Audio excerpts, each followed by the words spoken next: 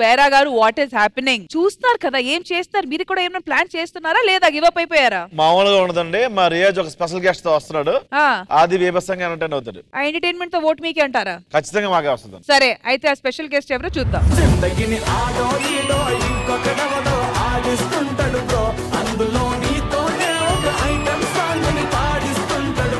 నరములు బలహీనత, కపము, వాతము, పిత్తము, కంటి క్షీణత అన్ని మీకే ఉన్నాయి. మాట్లాడడానికి కావలసింది నాలిక, మా వద్ద దొరుకుతుంది మూలిక. రండి బాబు రండి. రాత్రులు నిద్రపోకుండా ఉండడానికి మూలిక ఉందా? ఎవరైనా నిద్రపోవడానికి మూలికలు అడుగుతుంటారు, నిద్రపోకుండా ఉండడానికి అడుగుతావు? బోలు పనులు ఉంటాయి సార్. పోనీ నిద్రపోవడానికి మూలిక ఉందా? అలాంటి మూలికలు మా దగ్గర ఉండవు. దానికి ఏమైనా ఉన్నాయా? దేనికి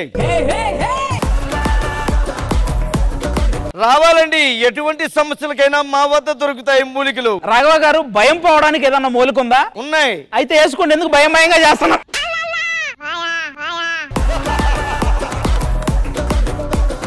గురువు గారు చెప్పండి. హైట్ ఎదగడానికి ఏమైనా మూలిక ఉందా? ఒరే గట్టిగా అంటే ఏమైనా అంటావు కానీ నీకు నాకు తేడా ఏముందో చెప్పు.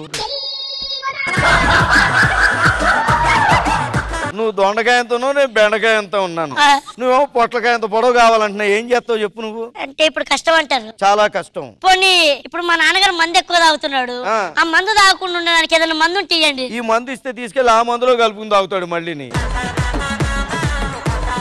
సరే ఇది కూడా అవ్వదంటారు. అవ్వదు. కనీసం నాకు పెళ్ళి అవ్వడానికి ఏదైనా మూలిక ఉంటే ఇవ్వండి. నీకు ఏ మూలిక కావాలో నా దగ్గర ఉంది. వద్దులేదు, మూలికలు వేరే ఉంటాయి. అందంగా అవ్వడానికి ఏదైనా మూలిక ఉందా మీ దగ్గర? అయ్యో అద్భుతమైన మూలికలు ఉన్నాయి మా వద్ద. అవునా? ఇది మూలిక తీసుకోండి, ఇలాగే రాసుకోండి, ముఖమును పూసుకోండి, అద్భుతంగా పనిచేస్తాయి మూలికలు. నేను నమ్మను. రే చిరంజీవి గారు, సార్ బాలకృష్ణ గారు, సార్ రాఘవ గారు, చెప్పు తీసి కొడతా. నేను కూడా పెట్టుకొని చూపిస్తాను, అప్పుడు చెప్తా. సమంత ఆది కంట్లో పడవాకు. కాదండి, మీ దగ్గర చాలా మూలికలు ఉన్నాయి కదా, ఈ మధ్య బాగా లావ్ అయిపోయాను, ఏం చేస్తే తగ్గుతాను? మీ దగ్గర ఉందా? అద్భుతమైన మూలిక ఇస్తాం, దాన్ని వేడి నీటిలో పెట్టి బాగా మరిగించండి. పొద్దున్నే లేచి చల్లారాక మూలిక బయట పడేయండి, నీళ్లు బయట వంపేసి రోజు గంట ఎక్సర్సైజ్ చేయండి.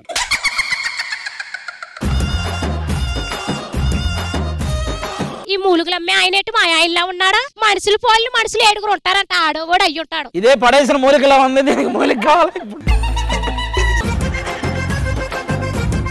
ఇదిగో బాబు, మా ఆయన మధ్యలో నా దగ్గరికి రావట్లేదు అసలు, ఎంత రమ్మన్నా కూడా వస్తాకే ఓ మూలిక కొట్టు. నువ్వు మూలికిత్తోడు మూర్చిపోతాడు దగ్గరకు వస్తే.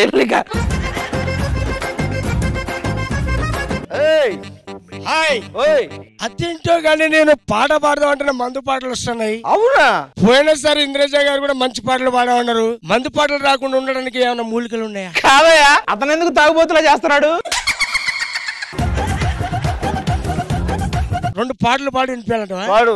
వైన్ షాపుల్లో పెరిగా, వైన్ షాపుల్లో తీరిగా, కళ్ళు దాగి చిందే వేస్తున్నా ప్రతిసారి, ఇలాంటి పాటలు పోవాలి. ఇది చాలరా బాబు, స్కిట్ కు ముందుకు ఎలాగెళ్తుందా అనుకున్న అరగంట ముందుకు తీసుకెళ్ళావు.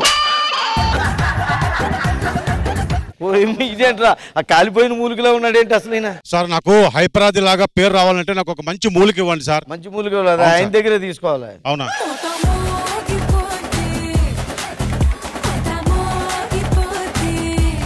సో ఇంద్రజ గారు, అజయ్ గారు, రమణ గారు, ఎలా అనిపించింది ఈ స్కిట్? తొక్కేయడానికి చాలా మంది ట్రై చేస్తున్నారు ఇక్కడ నాన్ సింక్ లో వచ్చి అటు ఇటు చేసి చాలా టెరిఫిక్ గా చేసేవారు. నేను బాగా ఎంజాయ్ చేశాను. రియాజ్ ఆ మూలిక కొంచెం అమితాబ్ బచ్చన్ లాగా ఒకటి అడుగుంటే చాలా బాగుండేది.